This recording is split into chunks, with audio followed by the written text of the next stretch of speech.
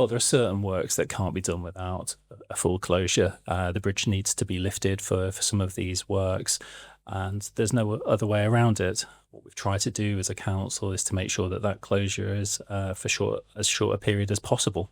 And this is where we need residents to work with us, because we're doing all we can. We just need those residents out there just to help us by finding alternative ways into the city centre or reducing the number of journeys that they make.